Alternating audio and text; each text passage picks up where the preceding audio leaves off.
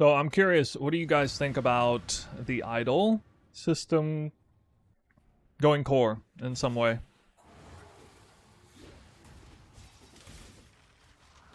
I've seen it kind of a contentious topic. I think a lot of people's minds changed midway through. A lot of people who didn't like it at the start like it now. A lot of people who loved it at the start don't like it anymore.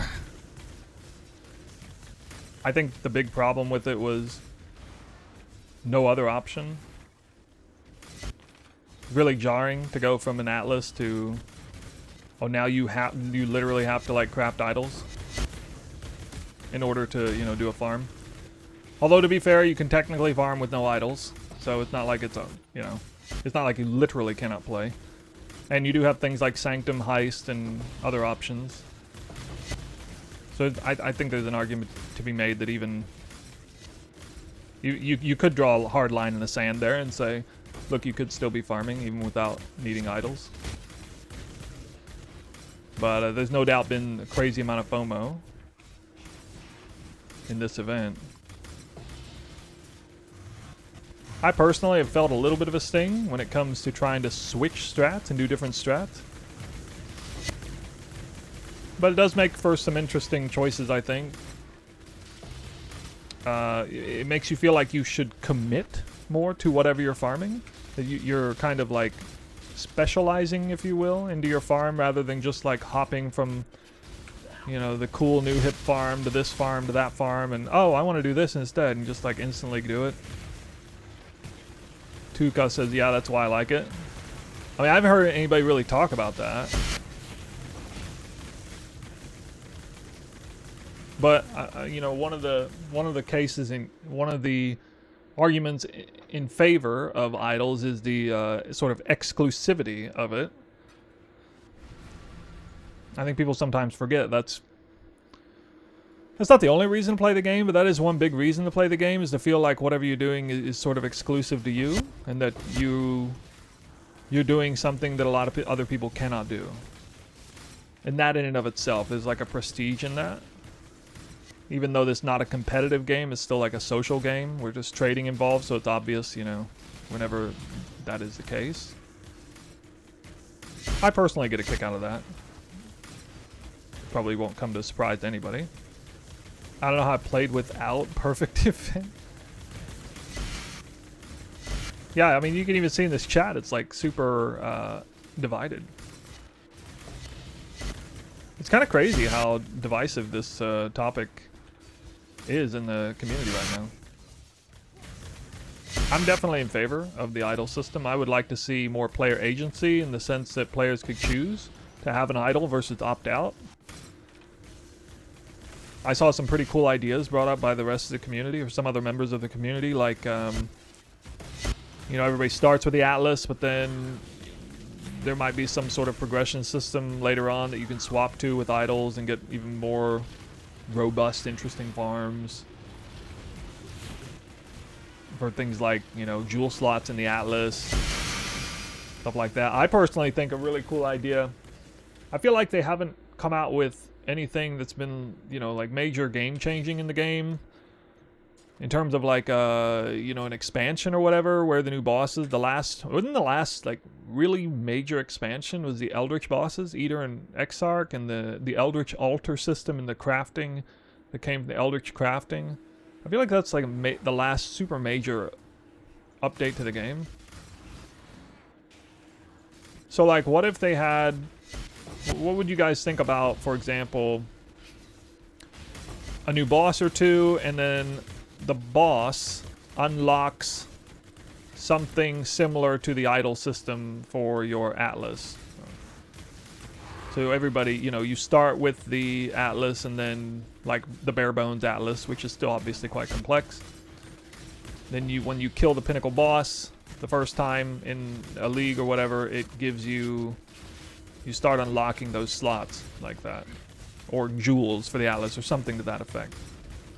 Something that would allow you to progress. Something that would allow you to itemize progression of your Atlas, if you will. And maybe they're a little bit more craftable, but Obviously, like, the really good stuff would be more expensive. I think people would go for something like that. I think that'd be a nice new system to add. A sort of enhancement to the Atlas like that gives players more agency over how to farm. As much as we all love the Atlas and all the different points on there, you know, once you have it for a while and you get used to it, I mean, it's just like everything else. It doesn't like it seems like, okay, we're gonna do Legion, we're gonna take all the Legion points. Okay, we're gonna do this, we're gonna do. You're still doing the same thing almost every time. There's a few changes.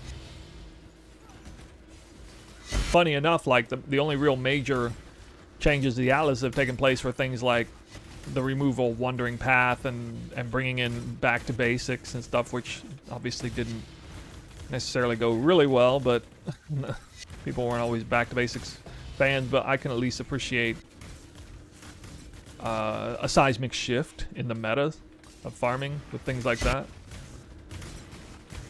But even still, that's still kind of boring because it's just a point you take, right? When you think about it like gearing, we progress our gear and you can make your character more different, more powerful, what have you. Exclusive. Wouldn't it be a cool idea to have like exclusive strats, farming strats? Maybe not like 100% exclusive, but just something that is way more personalized and tailored to you and what you're doing. You think the fact they haven't shuffled the Atlas tree is criminal? I guess. I mean, that doesn't sound like that complicated, though. A FOMO strat? Well, listen, everything is FOMO. See, I don't really understand when people say... When people would suggest that there's way too much FOMO involved. I hate the idol system because, you know, the idols cost way too much to do and they require a character that's too strong to do... Or something, you know, like the Rogue Exile strat or whatever. But is the same not true with a character itself? Before you have a strategy, you have to have a character. You have to build a character up strong enough to do any particular content. So you have to progress a character. So I don't really see what the big deal is on requiring a player to progress their endgame farming system on top of a character. Like, fundamentally, there's no real fundamental difference there. Especially if they have the option to keep using the old system. Or, again, bring it back to the beginning argument, do something like Sanctum or Heist or something that doesn't have anything to do with an Atlas. And that's ultimately the way I look at it. The way I see it is it's just an alternate progression system that's fundamentally no different than gearing. It's just added layers to it. I don't know about you guys, but I mean, I think that's what made this game survive as long as it has. All these robust layers on layers of progression systems. That's why, you know, they made an Atlas in the first place. We could still be playing a game that doesn't even have an Atlas. What would that look like? So I'm a little bit surprised to see how much pushback there is on it.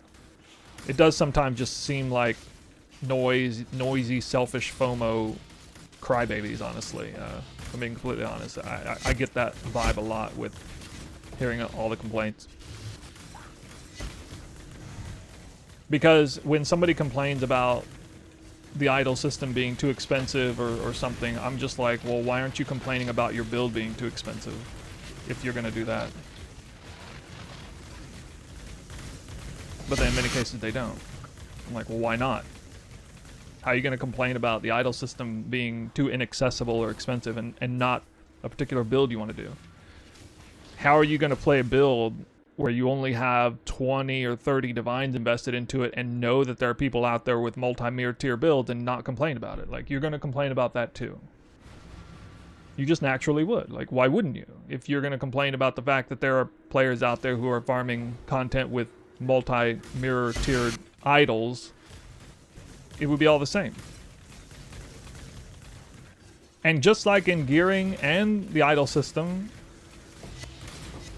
some of the idols are really expensive. They're 3 or 4 modded.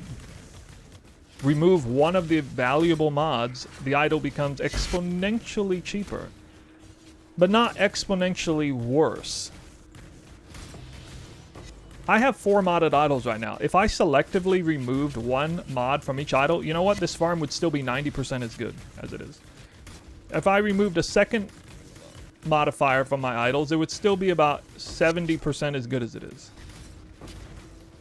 I could be running this strat with like 2 modded idols, and it would still be like 70% efficacious. We just build up to it. Again, it's a progression system. Same thing with gear. I recently bought a 1 passive voices. You know what that got me? It got me like 2% more damage. It literally doubled the entire cost of my build. Actually, more than doubled the entire investment of my build and gave me 2% more damage.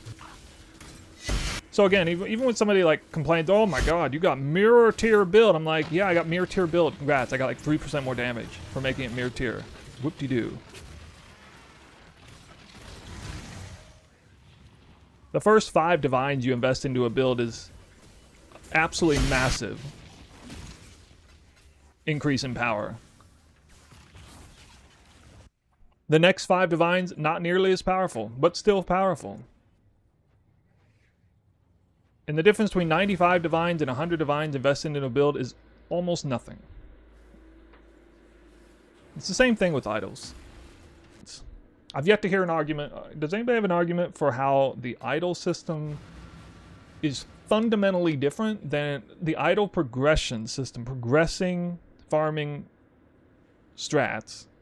How is that any different than progressing a build, fundamentally? They're even the same insofar as like different idols perform different strategies. Different builds perform different strategies too. There's uber bossing builds, there's juicing builds, there's all kinds of farming builds. I mean, they're literally the same on like every level.